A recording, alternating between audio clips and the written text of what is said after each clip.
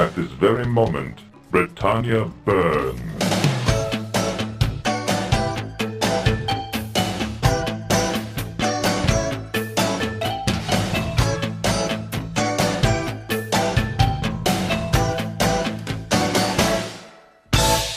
This is my problem. If I may go on a brief tangent and tell you a story, I recently recorded a brief review of Final Fantasy XIV, another MMO, and I quit within 2 hours. I couldn't go on. I could not go on because I didn't get out of the tutorials, because the first quest that you're tasked with, this noble hero, the first thing that happens in the story, the opening video, by the way, is you running away from a fight. Like, you're in a wagon, and the wagon is attacked by orcs or whatever like that. And so this elf who's guiding you on the trail, he goes, "Run, I'll cover you!" And he runs off and he engages like 3 orcs. And you just look from the wagon and go, "Wow, that guy's really brave." And you just keep going. Yeah. And I'm like, yeah, I'm supposed to be helping here, and look what I get to do. and I just run off. Yeah. And my guy, by the way, I'm playing an archer. So I'm not even like, Yeah. You couldn't even be sitting on top riding shotgun. I couldn't even pretend to help. You know. Okay, so the first quest you get during the tutorial, and I know this is the tutorial, the first quest you get is delivering pie. Second very quest. heroic. Second quest. It goes, first you need to master the bow. Go out and kill, what is it? It goes, kill three rabbits and ladybugs. Wow, so we went With your from bow. rabbits, which isn't that... Oh, that squirrels. I'm uncommon. sorry, squirrels. But squirrels or rabbits would at least be a mammal. Squirrels and ladybugs. But ladybugs, yeah, I think that kind of, takes your heroism notch down one even more than usual. So I'm like, the first thing you're making me do in this game is go kill ladybugs. And like, this is not exactly lighting my world on fire. This is not like I'm going down to be the conquering hero. I'm not even being conquering hero. I want to feel like a hero. I'm going out there and I'm stepping on squirrels. Well, that's also like, when I play, in a world post Ultima Online, post EverQuest, post Worlds of Warcraft. All 3 of which are the games I admire a lot. I mean, obviously, it was part of Ultima Online, of course, but I mean, I'm a big admirer and a fan of EverQuest and especially Worlds of Warcraft. I mean, there's tons of things that did incredibly well in that game. And a lot of the games that have been produced since, especially in the MMO world, have basically been retoolings or reimaginings of those fundamental game mechanics, more even than Ultimas. More games are built in the EverQuest and EQ model. That is EQ and WoW model. And a lot of them are free to play, and a lot of them are from Asia. And so there's been this swamp of these relatively easy to play, relatively beautiful, screenshots are beautiful. The level of animations and combat details are incredibly gorgeous of games that come over. And so there was a couple of years where I would try to play as many of those as I can to go like, wow, these seem really great. And you load them up, and you go through character creation, then you spend the first hour or 2 creating your character to get your face just right, because you're not sure if you get a chance to do it again once you're in the game. Yeah. So you can't just bypass it, so you've got to take the time to get it right. You're never going to see your character's face ever again. Right, but you don't know that. You don't know how it's going to... So you can't just bypass it, so you bother to take the time, at least an hour, sometimes 2. Yep. Then you arrive in the game, and you're going, oh, look, it's a beautiful town.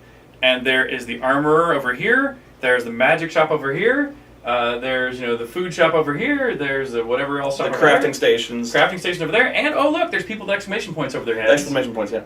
And so you go click on the guy with the exclamation point, then you get the bubble menu. So you go, yeah, that's yeah, whatever. Yellow whatever, marker, whatever. And then you get a quest log, and then you get a marker on the ground, and that takes you out to your level 1 mining fields for monsters. Yep. And immediately I'm going like, I just spent 3 hours to get to here. Yep. And I'm going, this is exactly this. I mean, the graphics might be beautiful. Yeah. But it's the exact same game as every other game. Yeah.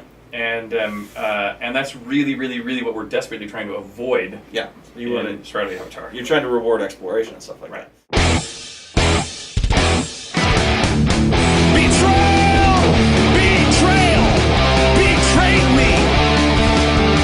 Why doesn't Lord British help the people of Britannia by healing the sick and wounded? Well, didn't you say he was an asshole a little earlier? No, well, I mean, like, he could maybe, like, invite people who are terminally ill or wounded with sword injuries or, like, the military, and he could use his infinite healing ability to, like, restore their hit points. That would be a great idea, wouldn't it? Yeah. Maybe he should take on an advisor. Maybe he should put an advisor council and have Spoony, sitting at the round table to give him such sage advice. Yeah. why does he keep hiring Chuckles if I keep killing him? And is Chuckles one person, or is he just like a post? Like, is That's a very good point. Chuckles, as a lot of the early Ultima characters are, they're named after real people as often as not. And Chuckles is one of the authors for Origin's early products that did Laugh Pack and Caverns of Callisto and Auto Duel and a bunch of other early games. So Chuckles is a real person, and one of the co-founders actually of Origin. But yeah, Chuckles and YOLO, both to my mind are fixtures in Lord British's life. Why don't we see triple crossbows anymore in the Ultima games? Mm-hmm. That's I would say that's just an oversight. There's so many parts and moving parts and pieces that you delegate. There's team members who do nothing but make weapons. There's team members who make nothing but avatars. There's team members who make nothing but props. Bottles and kegs and tables and chairs.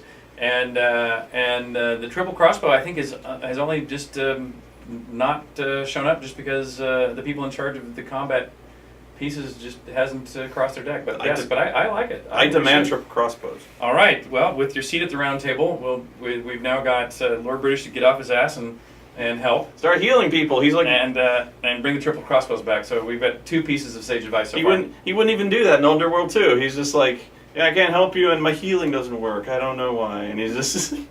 And so now here's a game design question for you now. So do you think that if with Lord British in this new Spoony advised method, should you see Lord British's castle where perhaps there is like a side entrance where there's a queue of all these lame and sick people, and every break Lord British gets between, he works really hard to pass a few laws and then wipes the sweat off his brow and rushes down the stairs and goes to that side entrance and lays on hands on as many people as he can until he's just exhausted from that, and then he runs back upstairs and casts is it taxing on him? I don't know. We've never established. I know. I'm asking you. We've never established this. But what would you like? What should he do in your mind's eye if he was not such a lame lord? What would he do? Well, I mean, we've established that, even in Ultima 9, when he's an old guy, that he just, whenever he feels like it, he can just get up and go down the abyss by himself.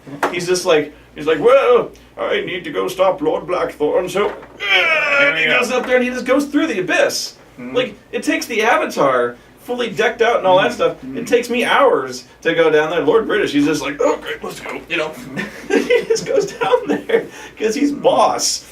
Well, which might mean that a better solution that is he may to not be so boss. We want to make it clear that he's not quite that boss if he's supposed to be more frail.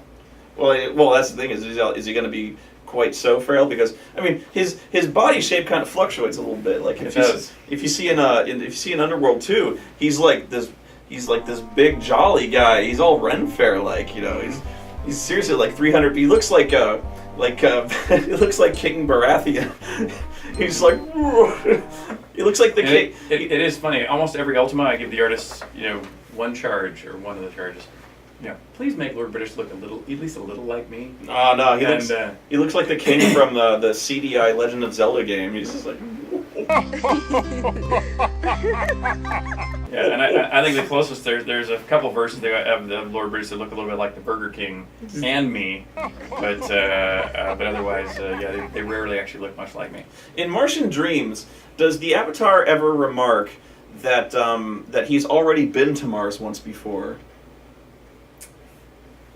You mean from Ultima 1? Yeah. Good point. No, I don't think he notes that, but that would be true. Because I mean, there's like he's sitting on the rocket next to Sigmund Freud, being like, he's talking like, oh, dude, been there, done that. Been there once before. Come on, you ever that bad. You ever been to that one place, the town full of jesters? Mm-hmm. That place was a riot. I killed everyone. There was a town full of jesters there. It's a new jester. That's right. Wow. And that's it. Of course, that goes back to the old. You have very few assets. You use them all very creatively. Rise from your grave. Of course, my skill as a writer in games also went up over time, and so it's. Hopefully the amount of clues that were given out improved with time, or the accuracy of the clues were given out over time. My favorite counterexample was in Ultima 3, I believe this is, where you had to type words, like you type name and job and health and get people to respond. But I didn't, in case people might say names, I always stopped at 4 letters. Sure. Because I thought there was enough letters to differentiate between most relevant words and avoid things like past and present and plural and other variations of a word that you might ask about. Mm-hmm. But the problem one of the many problems was, I'm also a terrible speller.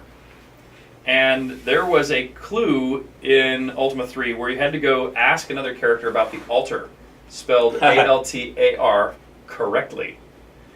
But the person you had to go ask about the altar, what the 4 letters they were looking for was A-L-T-E for altar, and because they misspelled it. And there was no way you could figure it out. I mean, literally, if you didn't just by chance misspell the word altar, at the same time I misspelled the word altar, you could not finish that game. Yeah. And so to this day, I have no idea how the people who finished the game, because this was before the internet and everything else. There were no patches.